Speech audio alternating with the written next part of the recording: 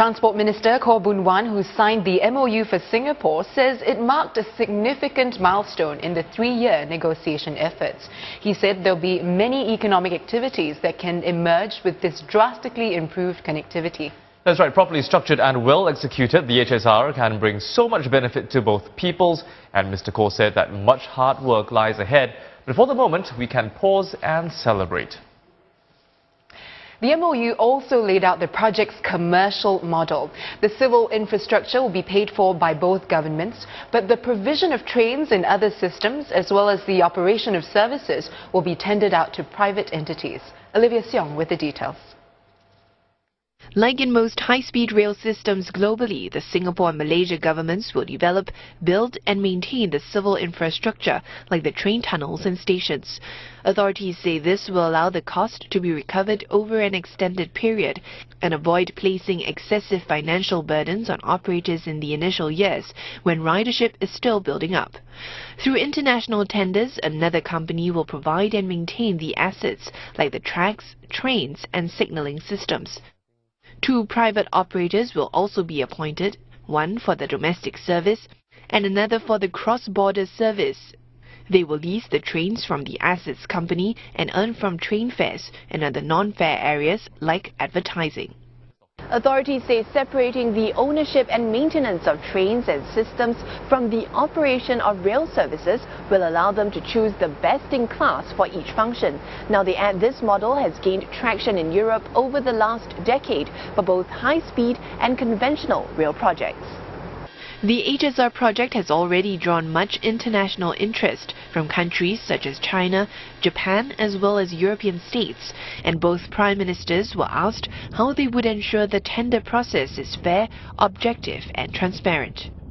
This is one of the items which has to be settled and has been discussed between the two sides to how the project is going to be structured, how the tenders will be called, what's the sequence in which they're going to be called, so what does each package consist of, and then how will the tenders be evaluated.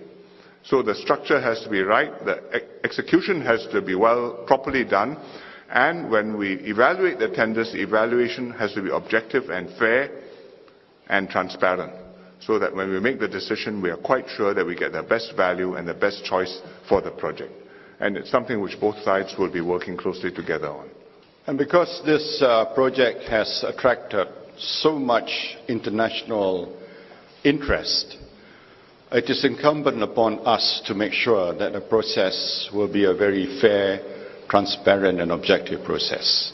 And we are both committed to ensuring that this will happen because the image and integrity of both countries will be at stake. So you can be rest assured that the process will be carried out in a fair as possible way. Mr. Lee said a joint decision will be taken on who to award the tenders to, with both parties having to bear the consequences of their choice. We will work very closely together. It's a very tight timeline, and there are many potential bumps. The global economy may or may not be one because that's an external factor, and as long as the countries have been able to put aside the resources which are available, the project will proceed.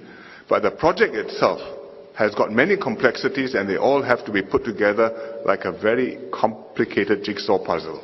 And we must make sure that we get all those things right in order to get the project done in the most expeditious time. Once you get the business model right, then even if the world economy is rather volatile or uncertain, the project itself can be funded.